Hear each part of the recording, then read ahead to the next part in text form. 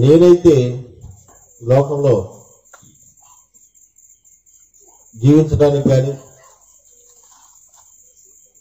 అర్హత లేనటువంటి నన్ను నాకు తెలిసి తెలియని టైంలోనే 10 మాటలు పాల్గొని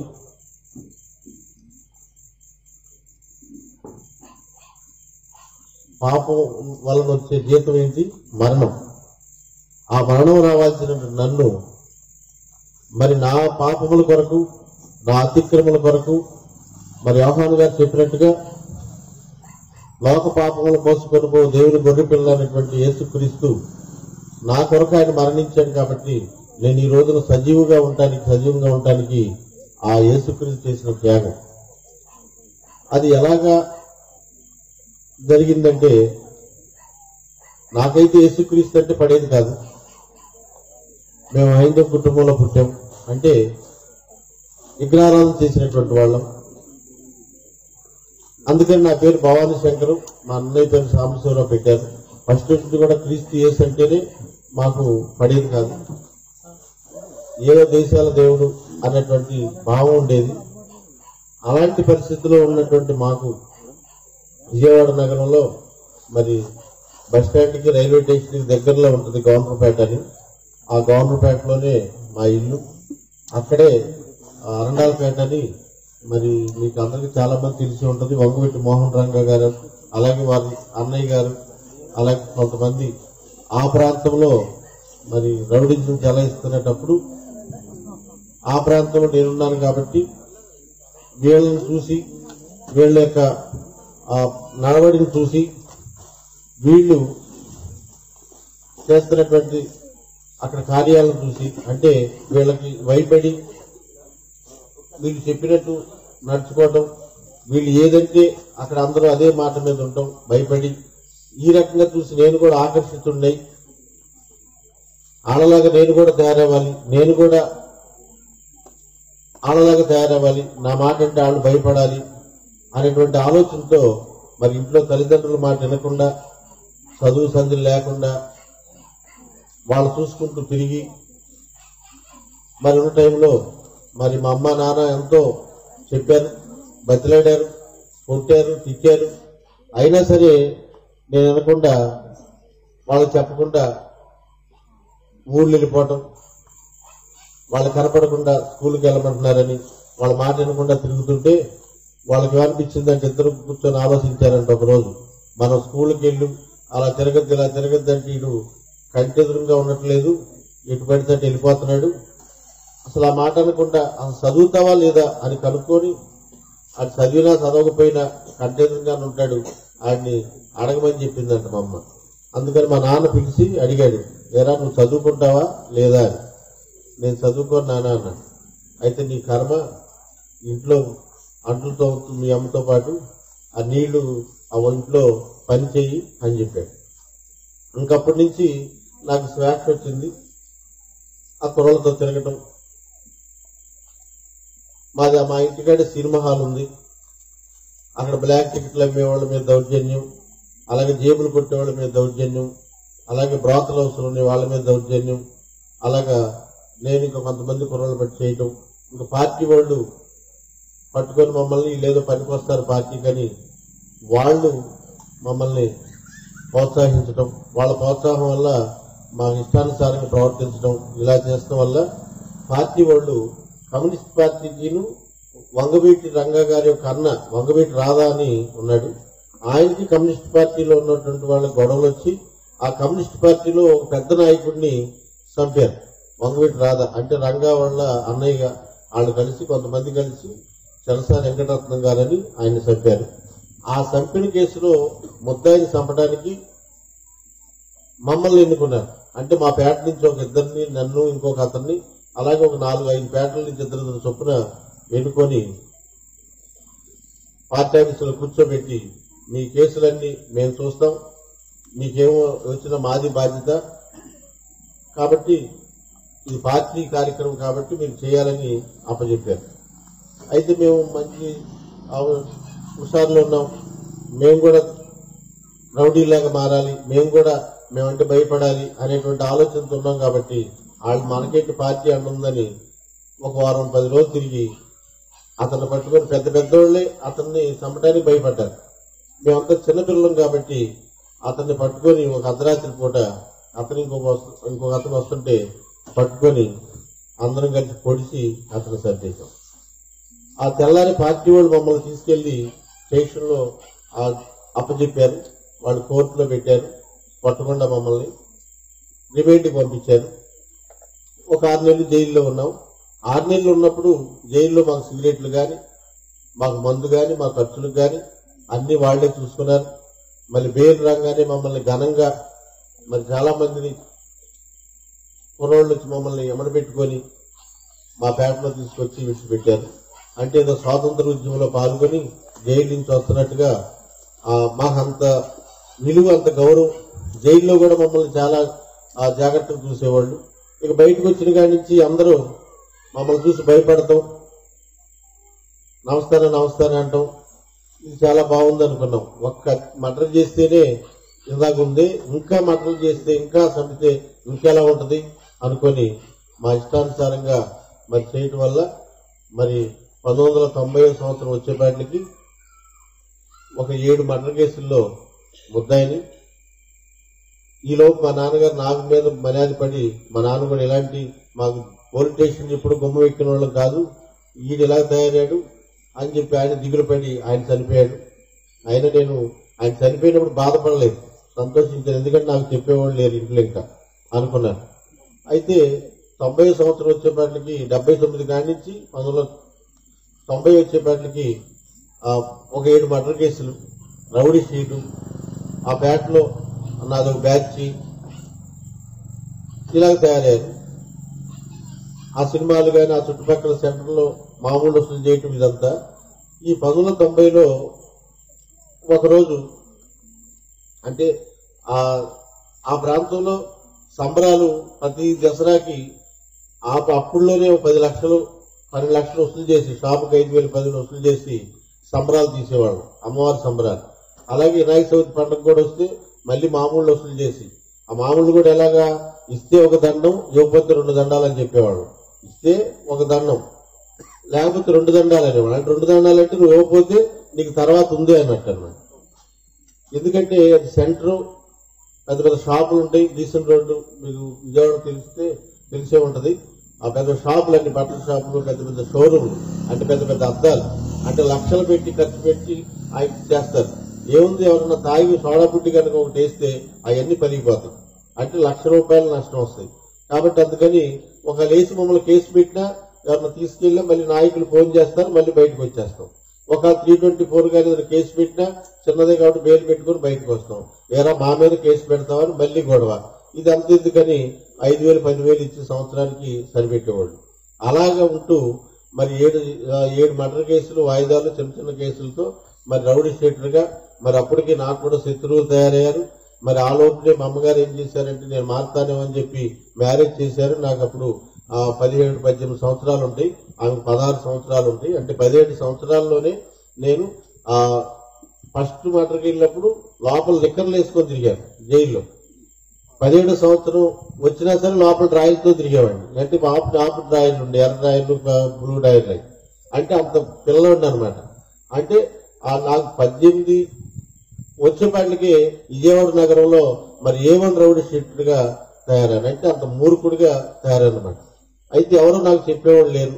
మా అన్నయ్య కూడా మా ఇంట్లో ఉంటే ఆయన మీద నా శత్రువులు కానీ కేసులు, ఆ పోలీసు వాళ్ళు కేసులు పెడతారని మా మొదటి టీచర్ అయితే పక్క ఊరు నందిగావని అక్కడ ట్రాన్స్ఫర్ చేసుకొని వెళ్ళిపోయారు. నాకైతే మా అమ్మ మార్తను పెళ్లి చేసింది. పెళ్లి చేసిన 5 నెలలకు ఒక హత్య చేసి లోపలికి వెళ్ళాను. మళ్ళీ బయట మీద బయటకు వచ్చాను. ఇదే పరిస్థితి. భార్య గాని కుటుంబం అనేది కానీ అవన్నీ నాకు తెలవదు. ఇంట్లో డబ్బులు ఇస్తున్నావా, వాళ్ళ మీద చెల్లిపోయిన డబ్బులు ఉంటాయి కాబట్టి డబ్బులు ఎంత కావాలంటే అంత ఇచ్చేవాడిని, ఏది కావాలంటే చేసేవాడిని.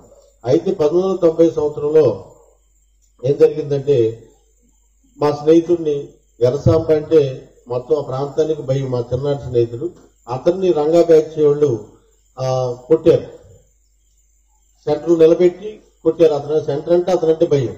అతన్ని కొడితే అతను నా దగ్గరికి వచ్చాడు, బాబాయ్ నన్ను పరువు తీశారు, ఇక నేను బతకలేను, ఆస్తి లేదు, అంతస్తులు లేవు, కేవలం పేరు మీద బతుకుతున్నాను, దాని మీద దెబ్బతీశారు. అక్కడ నేను వాళ్ళు ఏదో చేయకపోతే నేను అక్కడ తిరగలేను అన్నాడు.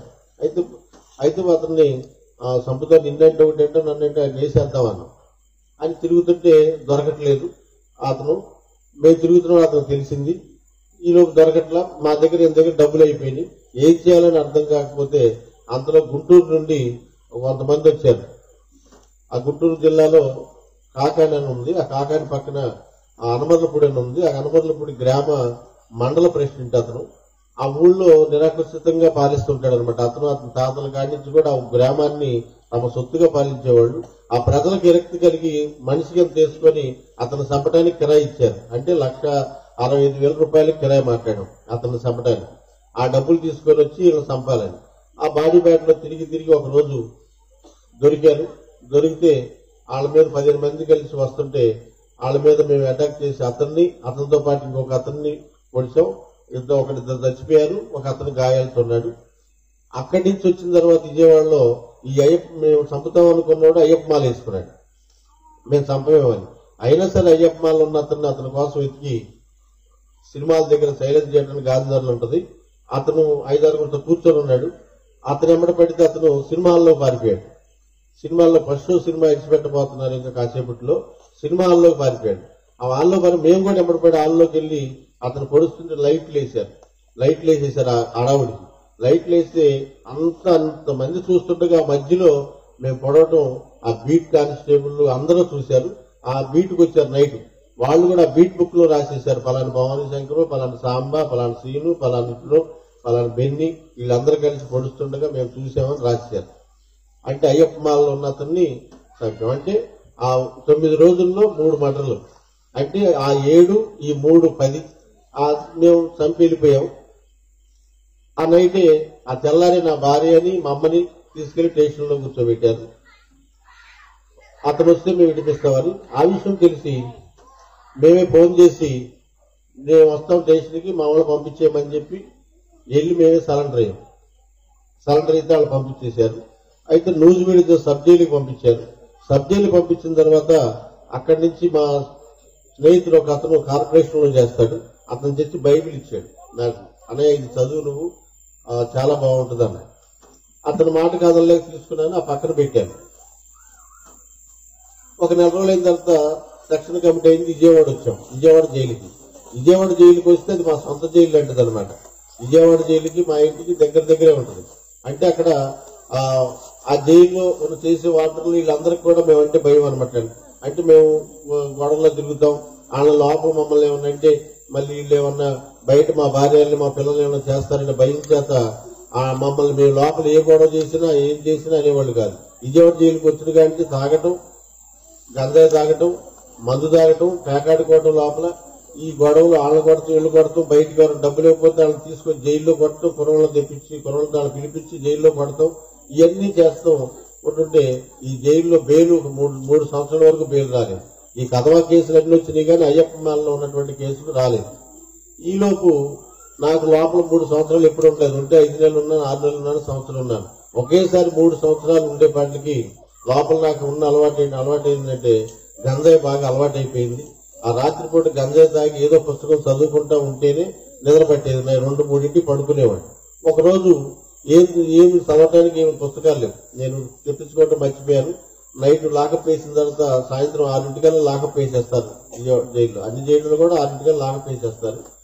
ఆ పుస్తకాలు లేకపోతే పక్కన వాళ్ళని అడిగాం, వాళ్ళని అడిగాం, ఎవరిని అడిగినా లేదని చెప్పారు. ఇంకేం లేదు చదవటానికి. చదవండి ఏదో నిద్ర పట్టదు అని మా రూమ్ లో చూస్తే చిన్న రూమ్ ఎంత ఉంటది అంటే దాంట్లో 5 ఉంటారు. దాన్ని పెట్టుకోవడం మధ్యలో బాత్రూమ్ ఉంటుంది. ఆ చివరిన దాని మీద చిన్న గోడ ఉంది, పెట్టుకోవడ. దాని మీద ఒక పుస్తకం కనబడుతుంది. సబ్బు పెట్టుంది పైన. ఏంటి పుస్తకం అని చెప్పి అది తీస్తే కొత్త నిబంధన గ్రంథం. అంటే అట్ట లేదది, అట్ట చినిగిపోయి ఉంది. కేవలం ఆ కొత్త నిబంధన గ్రంథం ఉంది. అంటే మత్తయి సువార్త కాడి నుంచి ప్రకటన వరకు ఉంటుంది. అట్లేదు. అట్లుంటే ఇప్పుడు పారేసేవాడు. ఎందుకంటే జైల్లోకి ఎవరైనా బైబిల్ పట్టుకొని వచ్చినా ఎవరైనా ప్రార్థన చేసినా ఊరుకునేవాడిని కాదు. వాళ్ళ కాలం ఊడిపోయటం లేకపోతే దొడ్లు కడిగేయటం చేసేవాడిని. ఒకసారి మేము వాయిదాకి వెళ్ళి వచ్చేపాటికి ఒక అతన్ని వేశారు జైల్లో, మా రూల్ వేశారు. నేను వచ్చేపల్లికి అతను ప్రార్థన చేసుకుంటున్నాడు. బైబిల్ పెద్ద బైబిల్ కింద పెట్టుకొని ఏడుస్తూ ప్రార్థన చేస్తున్నాడు. చూసి నా కడుపు పండిపోయింది. ఈడెవడు ఇక్కడికి వచ్చి నా రూమ్లోకి వచ్చి యేసుక్రీస్తుదంట ఆయనకి ఏదో ఏడు ప్రార్థన చేస్తున్నాడు అని కాలుతో తల్లిదండ్రులు అతను తన్ని బైబిల్ తీసి బయట విసిరేసి ఎవడన్నా నిన్ను అసలు వేసిందని బయటకు తోసేసాను. అంటే బైబిల్ అన్నా క్రైస్తవులన్నా పడేది కాదన్నమాట. అలాంటి పరిస్థితిలో మరి చదవటం లేదు, బైబిల్ కనపడింది. బైబిల్ ఎక్కడుంది ఏంటా అనుకున్నాను. బయట పారేద్దామా అనుకున్నాను. పారేద్దాం అనుకుంటే పారే బుద్ధి కాలేదు. ఎందుకంటే దీంట్లో తప్పేమన్నా దొరికిద్దేమో పట్టుకుందామని. అంటే ఎందుకు తప్పు అయిన దొరకాలి, ఎందుకు చదవాలి అనాలంటే ఎందుకు బలమైన కారణం ఏంటంటే నేను బయట ఉన్న సమయంలో ఒకసారి మా అమ్మగారు సాయంత్రం పూట నేను బయటకు వస్తున్న సమయంలో భవాని నా దగ్గర చిల్లర లేవురా టీ వాటర్లో చెప్పు క్యాంటీన్ లో ఆ డబ్బుల్లో చిల్లర అంటే సరే క్యాన్ తీసుకురమ్మా అన్నాను. టిఫిన్ తీసుకుని నాతో పాటు వచ్చింది. సినిమాలు ఉంటుంది, వినోద సినిమాలు, దాని కిల్లి కొట్టు ఉంటుంది, ఆ పక్కన టీ స్టాల్ ఉంటుంది.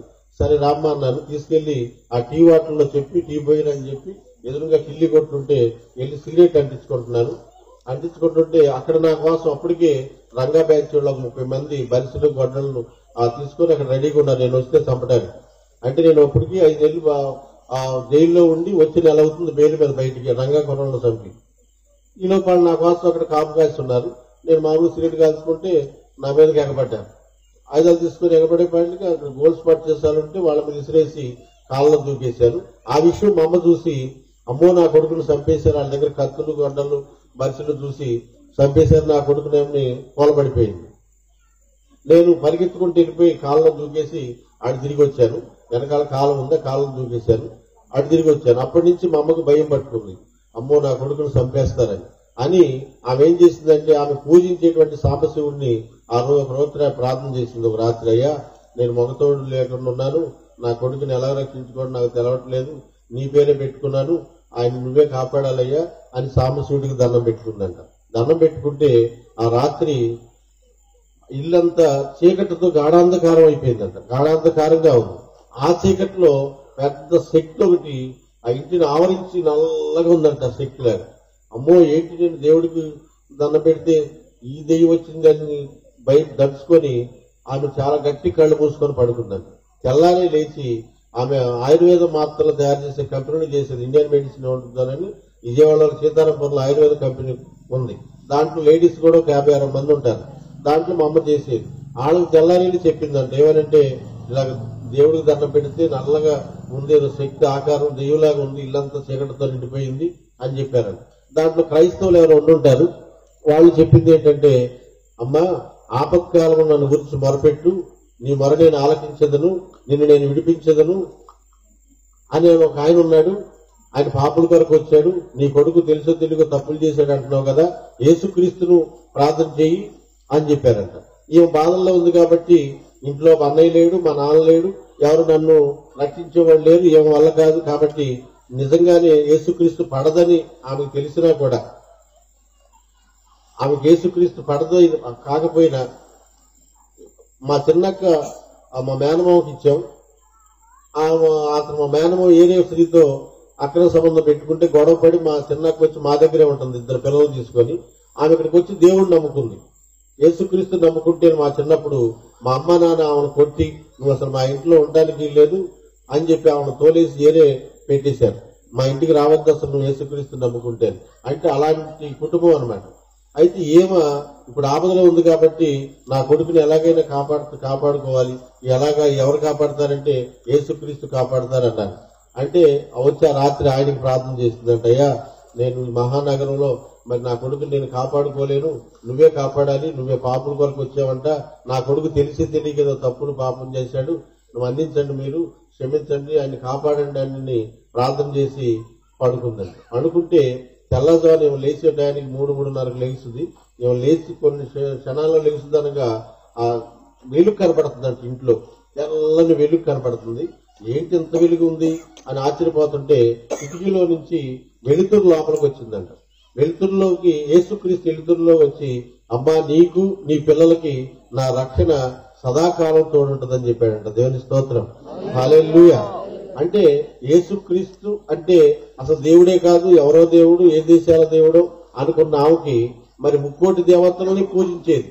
అంటే మా చిన్నప్పుడు కూడా మా నాన్న అరిసేవాడేమని, ఏమేమి తెల్లజారు తీసుకెళ్లి కృష్ణానదిలో ముంచేస్తున్నావు, బాయిల్లో ముంచేస్తున్నావు, జలుబు చేసి వస్తారే అని చెప్పి తిట్టేవాడు. ముక్కోటి ఏకాదశి అని, ఆ లక్ష దీపారాధన అని, అయ్యని ప్రతి గుళ్ళకి తిప్పేది. మమ్మల్ని కూడా బావిలో నీళ్ళలో ముంచేది, చలిలో నీళ్లు. మా అమ్మ తిట్టేవాడు, మా నాన్న తిట్టేవాడు. అలాంటి అన్ని దేవుళ్ళకు పూజించిన ఏ దేవుడు కూడా కనపడలేదు, కానీ యేసుక్రీస్తులో ప్రార్థన చేయగానే కనపడే వాటికి ఆమెకు ఆశ్చర్యం వేసింది. క్యాలెండర్లు ఎలాగ ఉంటాడో అలాగే చూసింది, అలాగే చేతిలో కూడా గాయం కనపడింది. ఈ కుడి చేతి అమ్మ నీకు నీ పిల్లలకి నా రక్షణ సదాకాలం ఉంటుందని చెప్పేపాటికి ఆమెకి ఎక్కడ లేని ఆశ్చర్యం వేసింది. ఏంటి అసలు దేవుడు కాదు అని అనుకుంటే అసలు అన్నీ అన్నానో లేదో ఎమ్మటే వచ్చి నీకు నీ పిల్లలకి నా రక్షణ ఉంటుంది అన్నాడేంటి అని ఆశ్చర్యపోయి ఆ తెల్లారి వెళ్ళిపోయి ఆ కబిరుడు చెప్పిందంట. ఏమో చెప్పిన వాళ్ళకి, అమ్మ నిజమే ప్రార్థన చేస్తే ఇలాగ యేసుక్రీస్తు కనపడ్డాడంటే అప్పుడు వాళ్ళు చెప్పారంటే, అమ్మ నీ పిల్లలకి రక్షణ వచ్చినట్టే, ఆ కాపాడుకు మీ ఓడికి ఏం కాదు, ఆయన చెప్పాడంటే ఆ మాట నెరవేరుస్తాడు అని చెప్పారంట. ఆ మాట ఆమెకు నచ్చి ఆమె వాళ్ళతో పాటు నిదానంగా చర్చికి వెళ్తూ, అలాగే నేను తాగి వచ్చినప్పుడల్లా ఆ తెల్లవారుజామున లేచి ప్రార్థన చేయటం, నా తలకాడు కూర్చొని ఇవన్నీ చేస్తుంటే తిట్టేవాడిని. ఏంటి నువ్వు కూడా మారిపోయావా, దిగిపోయావు అంటే మతంలో అమెరికా వాళ్ళు డబ్బులు ఇస్తానన్నారా నీకు అని అరిసేవాడిని. నువ్వు అసలు ఏడబాకి ఇక్కడ అసలు వెళ్ళిపో, నువ్వు చర్చిలో అక్కడ ఉండు రాబాక అని అరిసేవాడిని. నాకు ఎప్పుడు అలాగైనా చెప్తా ఉండేది. అయితే ఇప్పుడు ఈ 3 సంవత్సరాలు జైల్లో దొరికిపోయాను నేను. ఈ 3 సంవత్సరాలు ఉండే వాళ్ళకి ఇంటికి దగ్గర జైలు కాబట్టి పొద్దున్నే టిఫిన్ తీసుకొని ఒకసారి వచ్చేది, యేసుక్రీస్తు గురించి చెప్పేది. మళ్ళీ మధ్యాహ్నం క్యారెట్ తీసుకొని వచ్చేది, యేసుక్రీస్తు గురించి చెప్పేది.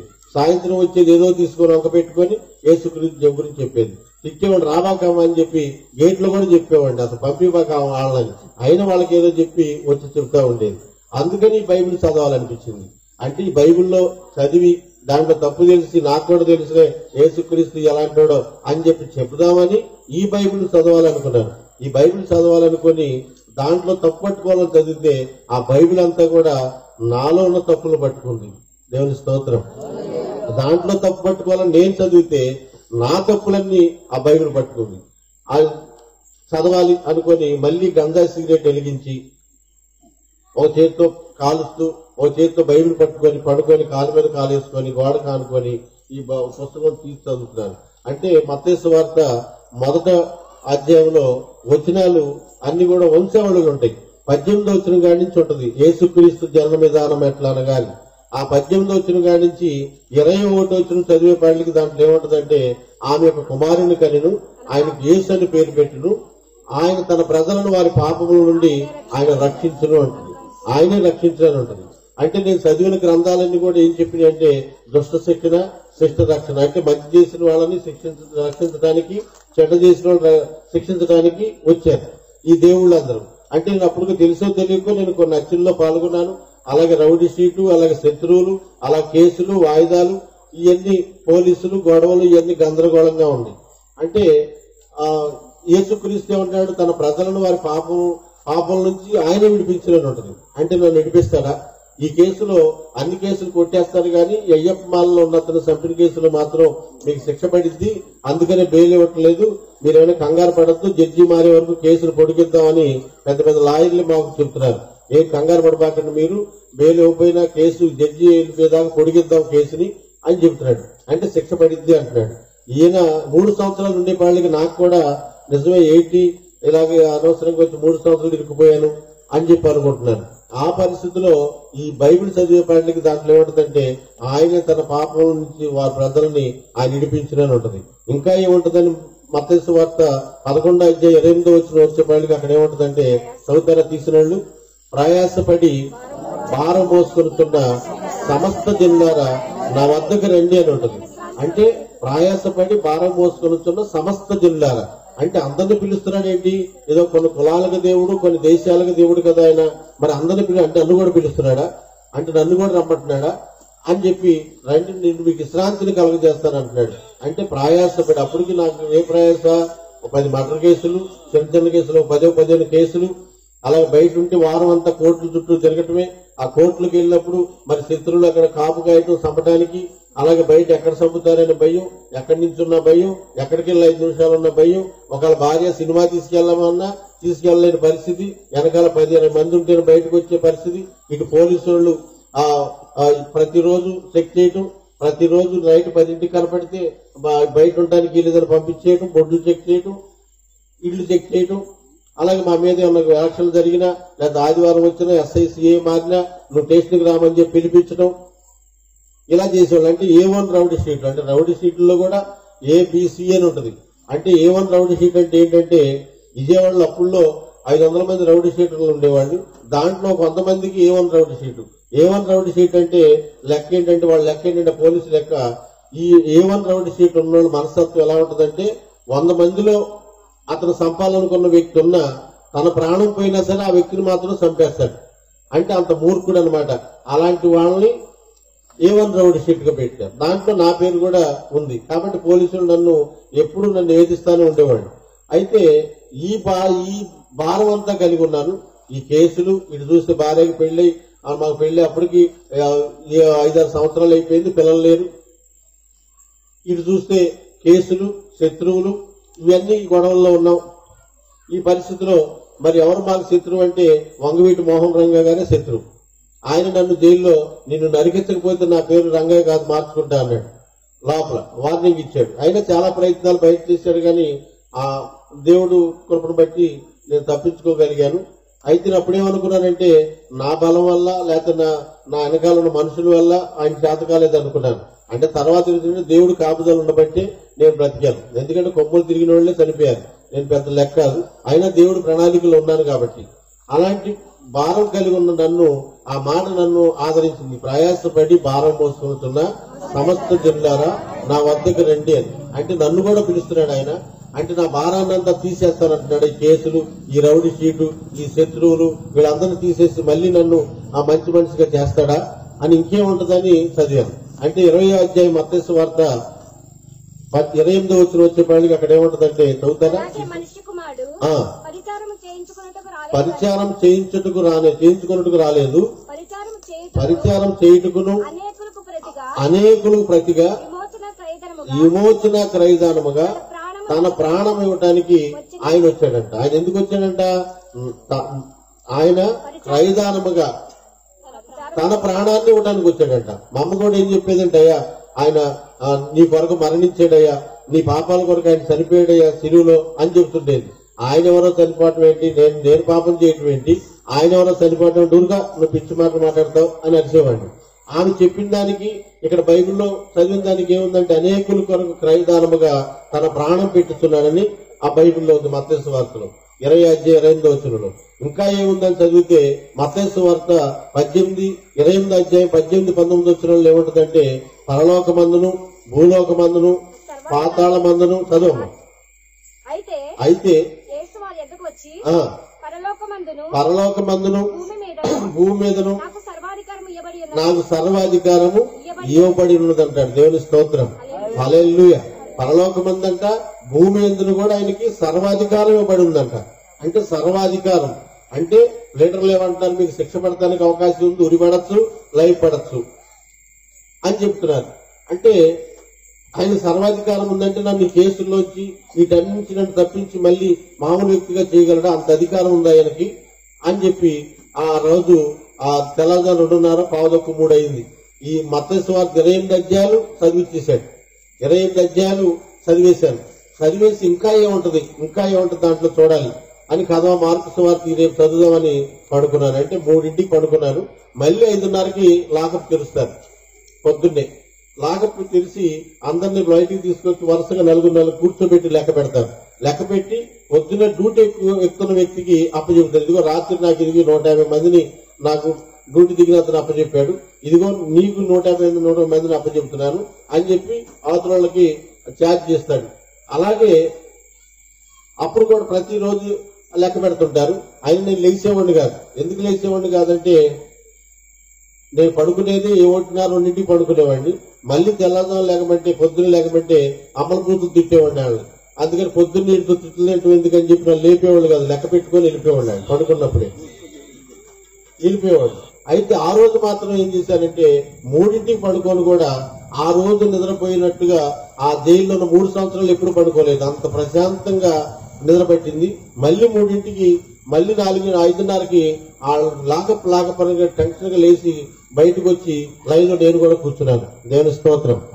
కూర్చోగానే వాటర్ గారు అడిగారు కూడా, ఏమయ్యా భవానీ ఏంటి రోజు వచ్చి కూర్చోగలదు, ఈ రోజు ఏంటి ఏమన్నా కర్ఫ్యూ గానీ ఏమన్నా సునామీలు గానీ ఉన్నాయా అని అడిగారు. అదేం లేదండి, నాకు పొద్దున్న మేలుకు వచ్చిందిలే అని చెప్పి లాకప్ లో లైన్ లో కూర్చొని లెక్కేసేయగానే వెళ్ళి మొంగడుకొని వచ్చి టీ వచ్చింది, టీ తాగేసి మళ్ళీ బైబిల్ తీసుకొని మార్కు సువార్త వరకు మొదలు పెట్టాను. అంటే ఒక వారంలో ప్రకటన వరకు చదివేశాను. ఇంకా ఏముంటదని ప్రకటన వరకు చదివితే ఆ మాటలన్నీ నన్ను పట్టుకున్నాయి. ఆ మాటలు ఎలాంటి మాటలు? ఆ చివరిని చూస్తే 3వ అధ్యాయం ప్రకటన గ్రంథం 20వ వచనంలో ఏముంటదంటే, చదువుతారా? ఇదిగో నేను తలుపు వద్ద నిలుచుండి తట్టుచున్నాను, ఎవడైనను నా స్వరం విని తలుపు తీసినడల నేను అతని వద్దకు వచ్చి అతనితో నేను నాతో అతను కూడా కలిసి భోజనం చేయమంట. చాలా దేవుని స్తోత్రం.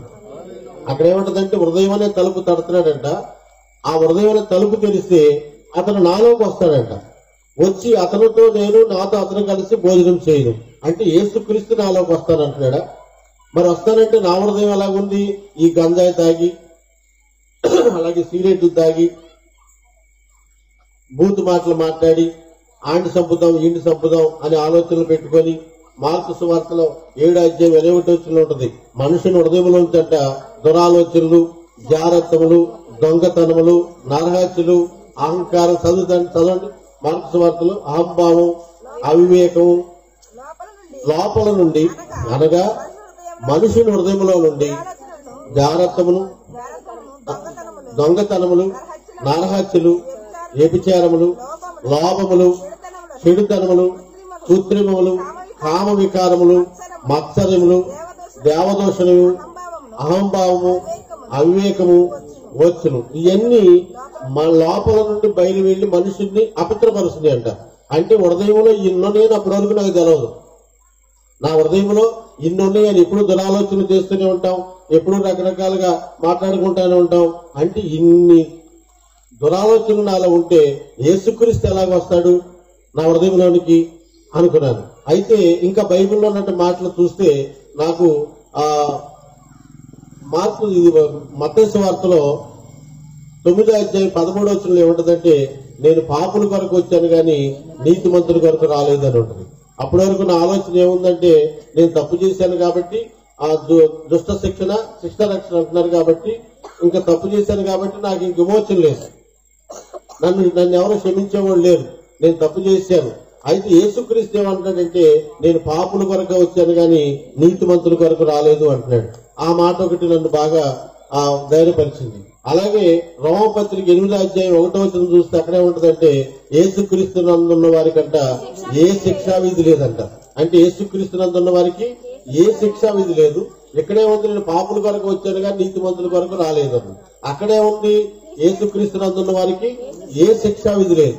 అంటే నేను పాపుల కొరకు వచ్చేటప్పుడు అప్పటికి నేను 10 మటలు చేసి, అనేకులను చంపి, అనేక మందిని బెదిరించి, అనేకులను మోసం చేసి, అనేకులను కొట్టి హింసించి ఘోరమైన పాపిని అయిపోయాను. కాబట్టి అప్పుడు దాకా ఏమనుకున్నాను, నేను చదివిన భగవద్గీత కానీ, నేను చదివిన హిందూ గ్రంథాలు కానీ ఏం చెప్పినాయి, ఆయన దుష్ట శిక్షణ, శిక్ష రక్షణ. అంటే ఆ భస్మాసురుని ఒక పండక్కి, అలాగే మహిషాసురుని ఒక పండక్కి, అలాగే రావణుని ఒక పండక్కి, మైరావణుని ఒక పండక్కి, అంటే వీళ్ళు దుష్టులు చంపారు, అంటే వాళ్ళు పాపం చేశారని. వాళ్ళలో నేను కూడా పాపిని కాబట్టి నన్ను చంపడానికి వీళ్ళు వచ్చారు కాబట్టి, అంటే దేవుళ్ళు వాళ్ళు నన్ను చంపడానికి వచ్చారు అనే భావం నాకు కనబడిపోతుంది. అంటే నన్ను రక్షించడానికి రాలేదండి. అంటే ఈయన మాత్రం ఏమంటున్నాడు, నేను పాపుల కొరకే వచ్చాను అంటున్నాడు. అంటే మళ్ళీ రోమపత్రికలు ఏమంటుంది, యేసుక్రీస్తు నందున్న వారికి ఏ శిక్షా విధి లేదు.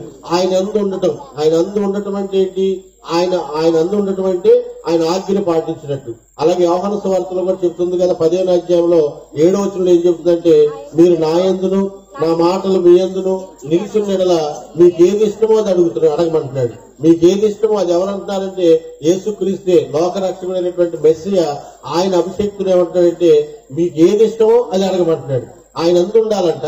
ఆయన ఎందుకంటే ఆయన ఆజ్ఞను పాటించడం, ఆయన చెప్పినట్టుగా ఏంటో, ఆయన ఏం ఆజ్ఞాపించాడో వాటి ప్రకారం నడిస్తే అప్పుడు మనం ఏం అడిగినా ఇస్తాడంట. అంటే ఆయన అందు ఉండాలి. ఇక్కడ కూడా ఏమంటుంది, యేసుక్రీస్తు నందు ఉన్న వారికి ఏ శిక్షా విధి లేదు అని చెప్తున్నాడు. యేసుక్రీస్తునందు ఉండాలి అని లీడర్లు ఏం చెబుతున్నారు, బాబు నీకు శిక్షలు ఉరి పడచ్చు, లైఫ్ పడచ్చు, కాబట్టి తొందరపడి బాగా బెయిల్ రావడానికి బెయిల్ వేసాం. కానీ బెయిల్ వేస్తే ఆయన ఇచ్చిన సమాధానం ఏంటో అని చెప్పాడు. ఏమంటే ఓ జడ్జి గారు కోగినేని రాధాకృష్ణమూర్తి గారు అని, ఆయన చాలా సీనియర్ జడ్జి గారు, హైకోర్టు జడ్జి గారు, సీనియర్ లాయర్. కర్ణాటక రామ్మోహన్ రావు అంటే పెద్ద లాయర్ విజయవాడలోనే. అతను మా కేసు చూస్తున్నాడు. అతను నా పేరు మీద బెయిల్ వేశాడు, బెయిల్ పిటిషన్. దాంట్లో ఏం రాశాడంటే కొటేషన్, అయ్యా మరి ఇతను భవానీ శంకర్ అనే అతను జైల్లో ఉంటే ఆయన తల్లిదండ్రులు వృద్ధాప్యంలో ఉన్నారు, ఆయన భార్య ఉంది, ఈ జైల్లో ఇన్ని సంవత్సరాలు ఉండబట్టి వాళ్ళకి తినడానికి తిండి లేక అడుక్కునే పరిస్థితి వచ్చింది. దయచేసి కొన్ని రోజులు బెయిల్ ఇప్పిస్తే ఆ కుటుంబాన్ని సరి చేసుకుని మళ్లీ జైలుకు వస్తాడు అని, మళ్లీ వాయిదాకు మీరు ఆజ్ఞాపించినట్టు వాయిదాలకు వస్తుంటాడు అని చెప్పి పిటిషన్ వేశారు.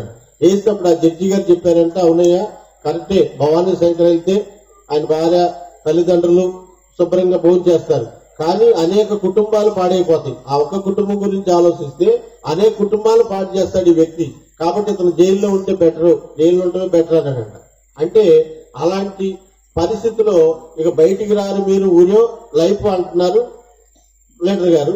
ఈ బైబిల్ ఏమంటుంది, యేసుక్రీస్తునందున్న వారికి ఏ శిక్ష విధి లేదంటుంది. అంటే ఇంకా ఏముంటది అని బైబిల్లో ఇంకా చదివితే, ఆ 2 కొరింథీ పత్రిక 5వ అధ్యాయము 17వ వచనంలో ఏముంటదంటే, కాగా ఎవడైనను, చదవడమ్మా, ఎవడైనను యేసుక్రీస్తునందున్నడలా నూతన సృష్టి, పాతవి గతించును, ఇదిగో కొత్తవాయన. అంటే పాతవి గతించినంట, ఇదిగో కొత్తవాయన. అంటే యేసుక్రీస్తునందు ఉంటేటంట పాతవి గతించిపోతాయి, కొత్తది అయిద్దంట. అంటే పాతది గతించడం అంటే గొంగళ పురుగు తెలుసు కదా, గొంగళ పురుగు పొరుగు తింటది. అది గొంగళ పురుగు మన మీద ఎక్కితే మనం ఏం చేస్తాం, దాన్ని అసహించుకొని చీతలు దులిపేస్తాం. అదే చీతాకోక అయితే, చీతాకోక చిలుక అయితే దాన్ని అందంగా ఉంటది, రమ్యంగా ఉంటది, కలర్ఫుల్ గా ఉంటది, కాబట్టి దాన్ని చూస్తాం. అలాగే చీతాకోక చిలుకని ఏం చేస్తాడంటే, గొంగళ పురుగుని చీతాకోక చిలుకు చేస్తానంటుంది బైబిల్. ఏమంటుంది, అది ఏమంటుంది, కాగా ఎవడైనా యేసుక్రీస్తునందున్నడలా వాడి నూతన సృష్టి, ఇదిగో పాతవి గతించును, కొత్తవాయను. అంటే కొత్తవాయను అంటున్నాడు. అంటే బైబిల్లో ఈ మాటలన్నీ చూసుకుంటే నన్ను ఎంతగానో ధైర్యపరిచిన ఈ మాటలు. ఆయన హృదయంలో నేను ఇదిగో ఉదయం తలుపు వాళ్ళు తట్టుతున్నాను, ఎవడైనా నా తలుపు తీసినాడో అతనితో నేను వస్తాను అన్నాడు. ఇక్కడ రోమపత్రికలో యేసుక్రీస్తునందున్న వారికి ఏ శిక్ష విధి లేదన్నారు. మత్తయి సువార్తలోనేమో నేను పాపుల కొరకు వచ్చాను గాని నీతిమంతుల కొరకు రాలేదన్నాడు. ఈ మాటలన్నీ నన్ను బలపరిచినాయి. ఈ ప్రకటన వరకు ఎన్ని చదివేపాటికి ఆ బైబిల్ ఏమైందని నన్ను పట్టేస్తుంది. నా తప్పులన్నీ బయటపడిపోయినాయి. అయ్యో నేను ఇంత ఘోరం చేశానా, ఇంతమందిని చంపానా, ఇంతమందిని చంపింది కాకుండా ఆయన గాయపరిచింది కాకుండా యేసుక్రీస్తునే గాయపరుస్తానా నేను అని చెప్పి పశ్చాత్తాపం ఎలాగా, మరి ఇటు నుంచి నేను విమోచన ఎలాగ పొందాలి అని ఆలోచిస్తే చివరిలో ఉంటది. చివరిలో 1వ యోహాను పత్రికలో 1వ అధ్యాయం 7-9 వచనాల్లో ఏముంటదంటే, మీ పాపములు మీరు ఒప్పుకొని నీడలా ఆయన పరిశుద్ధ రక్తము ప్రతి దుర్నీతి నుండి మిమ్మల్ని విడిపించి పవిత్రులుగా చేస్తుందంటది. అంటే మన పాపములు మనం ఒప్పుకుంటే కానీ పాపములు ఒప్పుకుంటాం. కానీ కీర్తనలు ఏముంటదంటే 145:18లో మొరపెట్టి వారికి, నిజంగా మొరపెట్టి వారికి ఆయన సమీపంగా ఉంటాడంట. మనం ఏదో తాత్కాలికంగా మొరపెడితే, తాత్కాలికంగా ఆపదలో ఉన్నాం కాబట్టి దండం పెట్టేసి ప్రభా నన్ను క్షమించి ఇంకెప్పుడు చేయను అని బయటకు వచ్చేసి మరలా పొరపాట్లు చేసేస్తే అది నిజమైన తీర్మానం కాదు. ఎందుకంటే మనుషులు మనం ఏమంటామంటే, అరే నువ్వు ఆవులిస్తే పేగులు లెక్క పెడతావని అంటాం.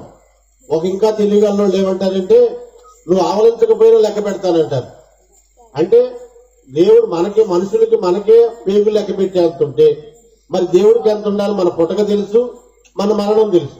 ఇప్పుడు చేసిన తీర్మానాన్ని మీద ఉంటామా, నిలబడతామా లేదా ఆయనకు తెలుసు.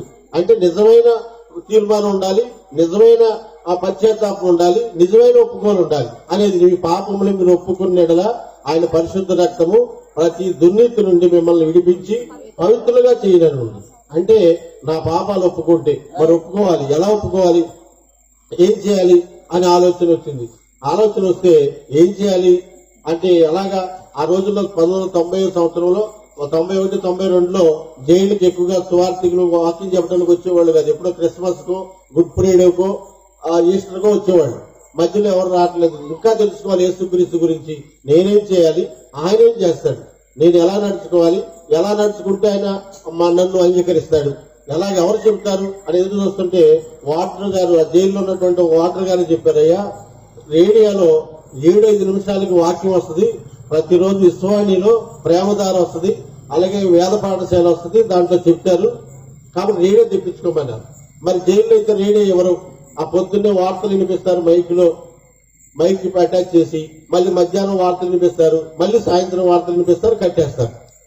ఎవరికి అక్కడ లోపల రేడియోలు ఇవ్వరు. కాబట్టి ఎలాగా అని ఆలోచించి ధైర్యం చేసి సూపరింటెండెంట్ గారి దగ్గరికి వెళ్ళాను.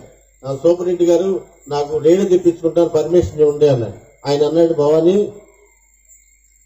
నువ్వు 1979 కాడి నుంచి వస్తున్నావు, ఇప్పుడు 1992 ఉన్నాయి, మరి అప్పటి నుంచి నువ్వు వస్తున్నావు, జైలుకి వెళ్తున్నావు, ఎవరికన్నా రేడియోలు ఇచ్చావా, మరి నువ్వు ఎలాగ అడుగుతున్నావు అని అడిగారు. ఏమన్నా నేను పాటలు వినటానికి కానీ లేకపోతే వార్తలు వినటానికి కాదండి, దేవుని మాటలు వినటానికి నేను అడుగుతున్నాను, అది అయిపోగానే మళ్ళీ తెచ్చి మీకు మీ ఆఫీసులో అప్పచెప్పేస్తానండి, అది ఎంత మంచి మాటలు వినటానికంటే అని అడిగాను.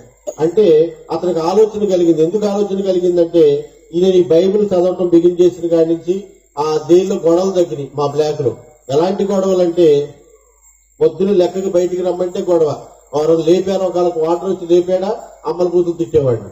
అలాగే పొద్దున్నే టీ వస్తుంది, 6:30కి లాకప్ తెరుస్తారు, 5:30కి లాకప్ తెరుస్తారు, 6ంటికి టీ వచ్చేస్తుంది, క్యాన్ తీసుకొని వస్తారు. ఆ క్యాన్ చూస్తే టీ పోస్తారు, గ్లాసులో టీ పోస్తే ఆ టీ ఎలా ఉంటుందంటే పల్స్గా ఉంటది. అప్పుడు దానికాడ గొడవ, ఏంటి టీ ఇది, ఏంటి ఇది, మాకు ఎన్ని గ్రాముల పాలు వస్తాయి, ఎన్ని గ్రాముల పందాలు వస్తుంది, ఎన్ని గ్రాముల టీ పొడి వస్తుంది, మరి ఎన్ని కలిపితే టీ ఎలాగ ఉండాలి, మరి ఈ టీని, ఈ పాలని, టీ పొడిని, పందాన్ని మీరంతా దొబ్బికి వెళ్ళిపోతున్నారా వీళ్ళకి అని చెప్పి గొడవ పెట్టుకునేవాడిని. మళ్ళీ తర్వాత 7ంటికి 7:30కి టిఫిన్ వచ్చేది, ఒకరోజు ఉప్మా, ఒకరోజు పులిహోర వచ్చేది, దాంట్లో తాలింపు లేకపోయినా ఎండిమిరపకాయలు లేకపోయినా దాని గురించి గొడవ పెట్టుకునేవాడిని. ఏమైనా కూరగాయలు, మటన్ వస్తే మటన్ రోజు కంపల్సరీగా, అందుకని వీళ్ళు ఏం చేసేవాళ్ళు అంటే తెల్లారుజామున నాకు చికెన్ టీ పంపించేవాడు, టిఫిన్ కూడా ఒక తాలింపు వేసి నాకు వేరే వేసేవాళ్ళు, అయినా ఏదో ఒకటి గొడవ పెట్టుకునేవాడిని. అయితే ఒక రోజు గోడు చిక్కుడుకాయ కూర వచ్చింది. గోడు చిక్కుడుకాయ కూర అది నీళ్లే ఉన్నాయి, దాంట్లో వచ్చితే నీళ్లు కారుతున్నాయి కింద. ఆ లోటాలు తీసుకొని అప్పుడే సూపరింటెండెంట్ గారు, ఆ జైలు గారు, కొత్త జైలు గారు, రెడ్డి గారు ఆ పెద్ద జైలుగా వచ్చారు. ఆయన కోటేశ్వరుడు, ఆయన ఉద్యోగం చేయాల్సిన పని లేదు, ఆయన ఇతరుల డబ్బుల్ని ఆశించేవాడు కాదు. అంటే ఉద్యోగ పురుష లక్షణం అనేటువంటి భావం కలిగిన వాడు. అతను ఎవరు లంచాలు తీసుకోవడం కానీ ఎవరిని అన్యాయంగా అనేవాడు కాదు. ఆయన డ్యూటీలో ఉన్నాడు. ఆ కూర తీసుకున్న చూస్తే అన్ని నీళ్ళే ఉన్నాయి, గూడు చిక్కుడుగా కూరలో తాలింపు లేదు, అసలు పచ్చికాయలు ఉన్నట్టుగానే ఉన్నాయి. ఈ తీసుకెళ్లి లోటా తీసుకెళ్లి ఆయన టేబుల్ మీద గుమ్మరించారు. ఏమండి ఇదేంటి, మనుషులు తినేయా, గేదెలు తినేయా, అసలు నూనె ఏది, తాలింపు ఏది, అసలు మాకు ఎంత వస్తుంది, అసలు ఎలాగ మేము ఇంతమంది ఉన్నాం, 150 మంది, 150 మందికి ఎన్ని గ్రాములు వస్తుంది లెక్కేయండి అని చెప్పి ఇలా మీరు మా అన్ని తినేసే మీరు రాష్ట్రాధికారులు కోటేశ్వరులు అయిపోయారు, మాకు అలా కాదు, మాకు ఇచ్చేయండి, మేము వండుకుంటాం అని చెప్పి ఆ టేబుల్ మీద గుమ్మరించి వచ్చేసారు. ఆయన నన్నేం అనలేక ఏం చేయలేక ఆయన రోషం వచ్చి ఈ ఉద్యోగం ఎందుకు పాడు అనుకొని రిజైన్ చేసి సూపరింటెండెంట్ గారు టేబుల్ పెట్టి వెళ్ళిపోయాడు. నాకు ఉద్యోగం వద్దు ఏవద్దని. సూపరింటెండెంట్ గారు వచ్చి దాన్ని చూసి అది ఏం జరిగిందని వాటర్లో అడిగాడంట. బాబు నాకు భవానీ వచ్చి తిట్టాడండి, అందుకని అతను జైలు గారు వెళ్ళిపోయారని. అప్పుడు సూపరింటెండెంట్ గారు నన్ను పిలిచారు. పిలిచి, భవానీ అతను ఎలాంటి తెలుసు నీకు, ఏమైనా ఉంటే నన్ను అడుగు, లేకపోతే చిన్న జైలు గారిని అడుగు, ఆయన మరి మంచోడు, ఆయన అలాంటోడు కాదయ్యా, ఆయన ఇప్పుడు తిట్టావు నువ్వు, ఆయన రిజైన్ చేసి వెళ్ళిపోయాడు, నేను పిలిపిస్తాను సారీ అని చెప్పు, ఆయన బాధపడుతున్నాడు చాలా అన్నాడు. సరే ఆయన మాటిని సారీ అండి, ఎవరుకోబాకండి, అందరిలాగా అనుకున్నాను మిమ్మల్ని అన్నాను. ఆ విషయం, ఆ సిచ్యువేషన్ కూడా సూపరింటెండెంట్ గారికి తెలుసు.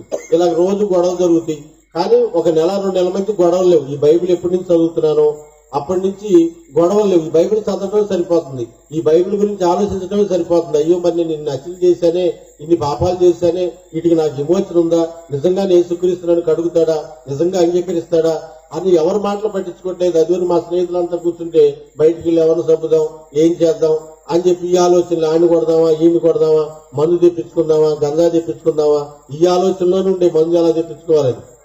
ఇప్పుడు ఈ 2 నెలల మంచి బైబిల్ చదువుతున్నాం కాబట్టి అలాంటి గొడవలు లేవు. అది సూపరింటెండెంట్ గారి దృష్టికి వెళ్ళలేదు కాబట్టి సూపరింటెండెంట్ గారు ఆలోచించారు, నిజమేనండి. అప్పుడు రేడియో ఆ పర్మిషన్ ఇచ్చాడు, తెప్పించుకోమన్నాడు.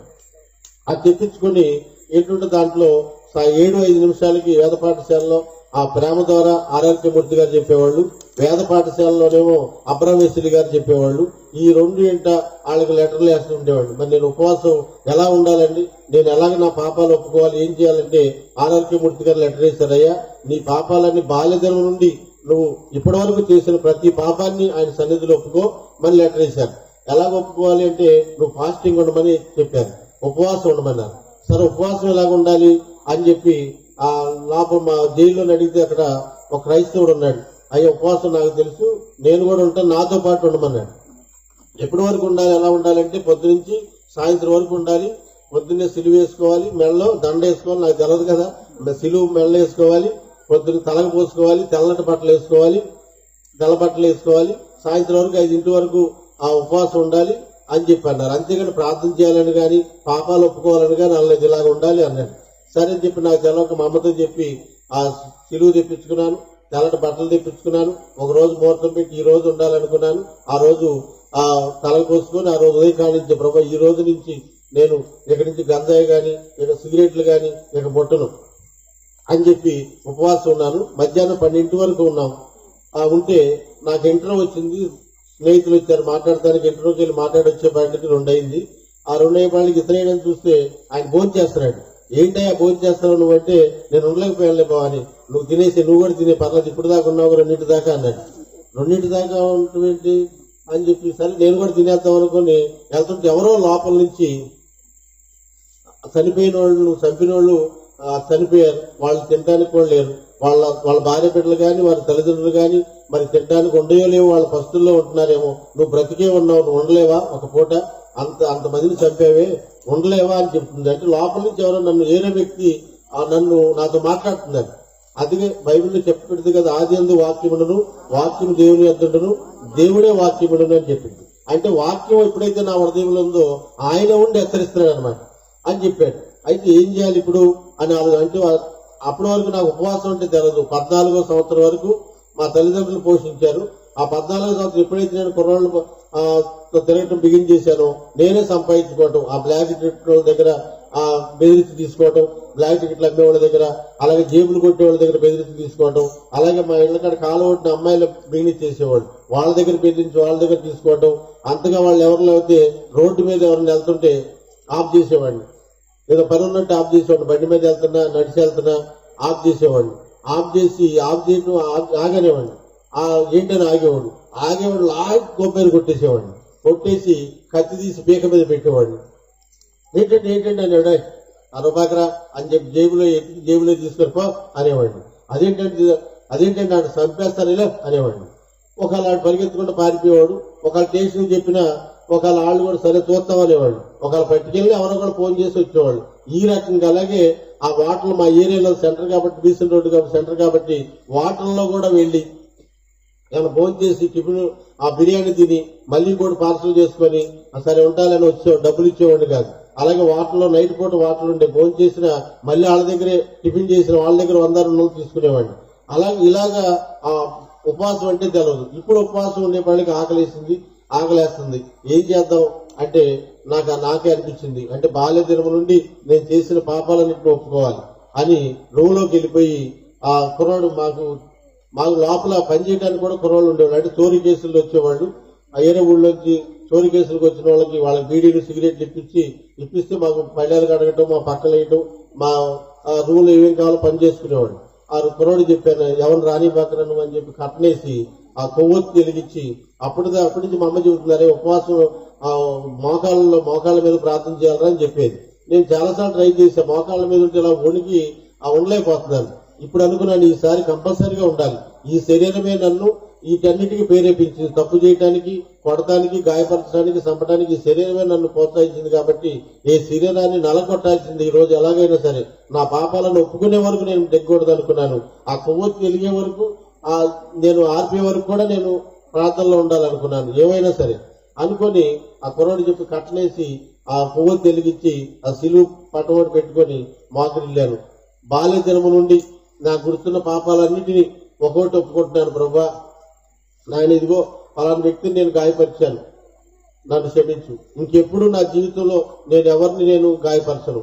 నాయన పలానా వ్యక్తిని నేను మోసం చేశాను, ఇంకెప్పుడు నేను వాళ్ళని మోసం చేయను, నా జీవితకాలం ఇదిగో పలానా వ్యక్తిని నేను హెచ్చరించాను ప్రభా, నా జీవితకాలం లేక నేను హెచ్చరించను ఇదిగో అని చెప్పి నేను పొడిచిన వాళ్ళని వీళ్ళందరినీ జ్ఞాపకం చేసుకుంటుంటే అక్కడ ఆళ్ళు కనపడుతున్నారు. ఈ పక్కన యేసుక్రీస్తు శిలువలో ఆయన పెనుగులాడుతూ కనపడ్డాడు.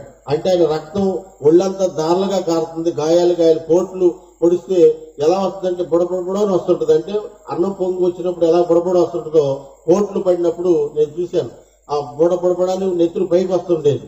ఆ అయ్యి యేసుక్రీస్తు శరీరం అంతా కూడా బుడబుడ నెత్తులు ఒళ్ళంతా కారుతున్నట్టుగా, ప్రభా నేను నాయన ఏళ్ళ కాదా గాయపరిచింది, నిన్ను పొడిచాను ప్రభా, నిన్నే గాయపరిచాను, నేను నువ్వు క్షమాపణ అనడానికి కూడా అర్హులు కాదు ప్రభా, నన్ను క్షమించు, నాయన నన్ను మన్నించు, నువ్వు కృపామయుడివి, నాయన నువ్వు అత్యంత శాంతగల మూర్తి అని చెప్తున్నారు కదా, నాయన నాకు ఒక అవకాశం పెట్టి నన్ను బ్రతికించమని చెప్పట్లేదు, నీ రక్తంతో నన్ను కడిగి ఇలాగే నేను చనిపోతే నేను పాతాళంలోకి వెళ్ళిపోతాను, అగ్నిగుండంలోకి వెళ్ళిపోతానని బయటకు చెబుతుంది.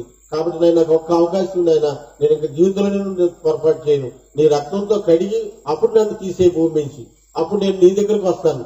కాబట్టి నాయన నాకు ఒక అవకాశం, ఒకవేళ నేను బ్రతకాలి అనుకుంటే నాకు యావజ్జీవిత కాలంగా శిక్ష వేసేది, ఇక జీవించినంత కాలం కూడా నేను జైల్లోనే ఉంటాను ప్రభా, బయటికి వస్తే మరలా నేను పందిలాగా మళ్లీ బురదగుంటలోకి వెళ్ళిపోతాను, నాకు ఒక అవకాశం ప్రభా అని ఏడుస్తూ పశ్చాత్తాపంతో ప్రార్థన నా చేసిన పాపాలన్నిటినీ ఒప్పుకుంటున్నప్పుడు ఒక 2.5 గంటలు అయింది.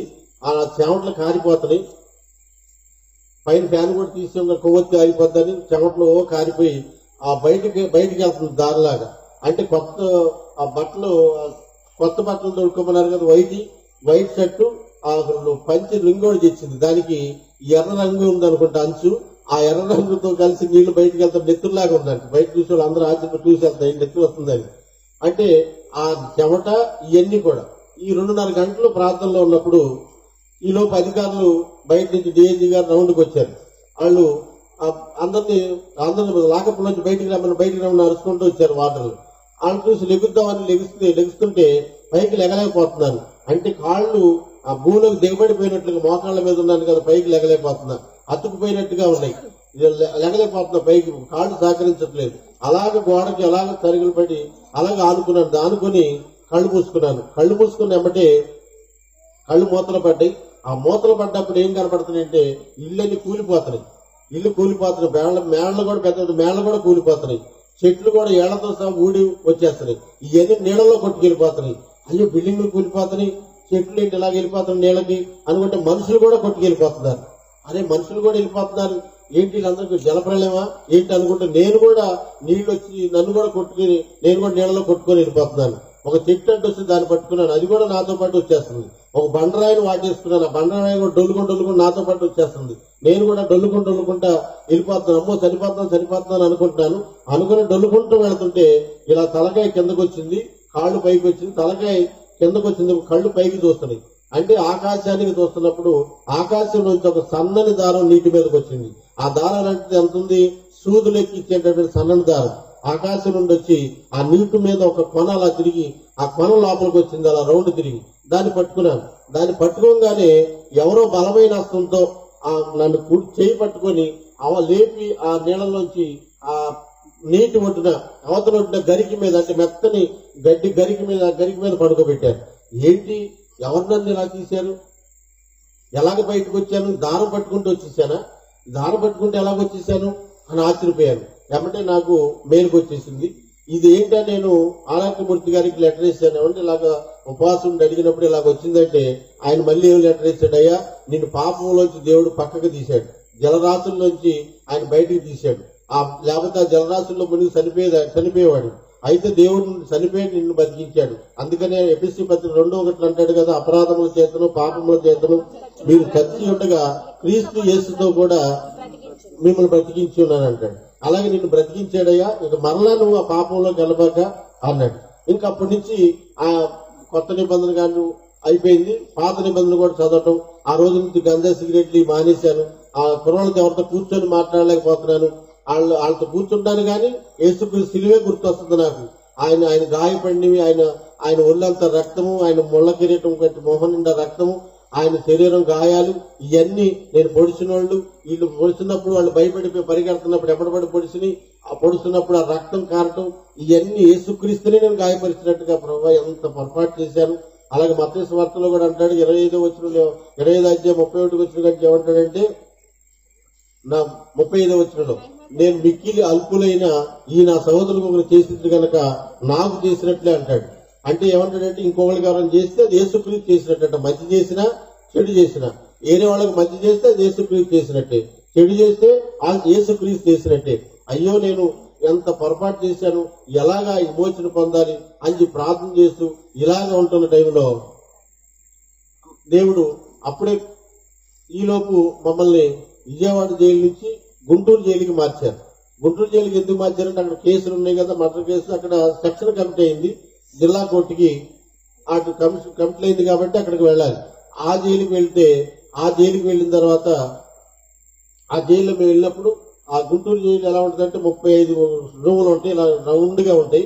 1వ రూము, 2వ రూము, 3వ రూము, 4వ రూము, అలాగే 33 రూములు ఉంటాయి. ఆ 33 రూములో నేనున్నాను. 5వ రూములో వెళ్ళేప్పుడు ప్రార్థన జరుగుతుంది అక్కడ పొద్దున పూట. నేను కూడా వెళ్ళి కూర్చున్నాను. నేను వెళ్ళిన 2వ రోజు అతను వెళ్ళిపోయాడు, అక్కడ వాక్యం చెప్పి అతను వెళ్ళిపోయాడు. మళ్ళీ నేను వెళ్ళిన 2వ రోజు 3వ రోజు అందరం అక్కడే ప్రార్థన కూర్చున్నప్పుడు మరి ఎవరు వాక్యం చెప్పడానికి లేరు. ప్రార్థన చేసుకుని వెళ్దామని ప్రార్థన చేసుకుని వెళ్ళినప్పుడు నాకెందుకని భయ్యా నేను రేపు నేను నా సాక్ష్యం చెప్తాను, దేవుడు ఏ రీతిగా నన్ను బైబిల్లో ఎలాగ మాట్లాడాడు అది నేను చెప్తాను రేపంటే సరే చెప్పండి అన్నాడు. ఆ తెల్లారే నా సాక్ష్యం చెప్పడానికి నేను వెళితే మరి నేనేం చెప్పాను వాళ్ళు ఏం విన్నారో తెలియదు, కానీ నేను ఏడుస్తున్నాను వాళ్ళు ఏడుస్తున్నారు. అంటే నేను ఏం చెప్పానో తెలియదు, వాళ్ళు ఏమన్నారో నాకు ఆ సమయంలో నాకు గుర్తులేదు. కానీ నేను ఎక్కి వెక్కి ఏడుస్తున్నాను, వాళ్ళు కూడా ఏడుస్తున్నారు. వాళ్ళు ఏమన్నారంటే తర్వాత ఏమన్నా మీరు వాక్యం బాగా చెబుతున్నారండి, రేపటి నుంచి మీరే చెప్పండి అన్నారు. అలాగే అక్కడ ఆ మొదటి నుంచే నేను బైబిల్ చదవటం, తప్పిన కుమారుడు గురించి ఆ లోకాసు వార్తల 15వ అధ్యాయం 11వ వచనం కానించి 24 వరకు చదవటం, దాన్ని ఆ కథని అదే వెళ్ళి అక్కడ చెప్పటం. అలాగే తర్వాత ఈ రక్తస్రావ స్త్రీ లోకాసు వార్తలో ఉంది, అది చదవటం, అది చెప్పటం. అలాగా వాక్యం చెప్పటం అలవాటైనప్పుడు మరి అక్కడ మరి ప్రార్థన చేస్తున్నప్పుడు దేవుడు ఒక రోజు ప్రార్థన చేస్తున్నప్పుడు తెల్లటి బట్టలు వేసుకొని నేను వెళ్తానంట. సంఖ్యలో ఆ బైబిల్ ఉంది. 2 పిల్లలు యవనస్తులు వచ్చి పాస్టర్ గారు ప్రార్థన చేయండి అంటున్నారు. పాస్టర్ గారు ప్రార్థన చేయండి అంటున్నారు. నేను ప్రార్థన చేయండి, నేను పాస్టర్ ఏంటి, నేను రౌడీని కదా, నేను నరాంతకుడిని అనుకుంటున్నాను. అయినా వాళ్ళ పిల్లలు ప్రార్థన చేయండి పాస్టర్ గారు అంటున్నాడు. సరే ఎక్కడమ్మా అన్నాను. ఇల్లు ఎక్కడంటే 2 ఇక్కడే అని చెప్పి ఇంట్లోకి వెళ్ళిపోయారు పరిగెత్తుకుంటా. ఇంట్లోకి వెళ్దామని చూస్తే అడ్డంగా కాలువ 5 అడుగుల ఎడల్పులో కాలువ పారుతుంది ఆ ఇంటికి అడ్డంగా. నీళ్లు చూస్తే నిర్మలంగా స్వచ్ఛంగా ఉన్నాయి. అడుగున గవలో ఇసుక కనబడుతుంది. అంటే ఆ నీళ్లలో నేను దిగితే కనుక ఆ నీళ్లు కలకలం అయిపోయి పాడైపోతాయి. కాబట్టి ఏం చేయాలో దిగుదామా అనుకున్నాను, దోకబుద్ధి కాలేదు. అయితే మోకాళ్ళ వరకు ప్యాంటును పైకి లేపి నిదానంగా అడుగులు పెట్టి అవతలంటికి ఎక్కాను. అవతలంటికి ఎక్కినమ్మటే నా కాళ్ళు బంగారం కలర్లు అయిపోయింది. ఏంటి బంగారం కలర్లు అయిపోయింది, జీవజలాలా అనుకున్నాను. అనుకొని లోపలికి వెళ్లి ఆ నెత్తి మీద చేతులుంచి ప్రార్థించాను. దేవుని స్తోత్రం. అంటే ఈ మాట నాకు తర్వాత యోహాను సువార్త 13వ అధ్యాయము 8వ వచనంలో ఉంటది. అంటే దాంట్లో ఏముంటదంటే నేను కడగనదే నాలో నీకు పాలు పంపులు లేదని ఉంటది.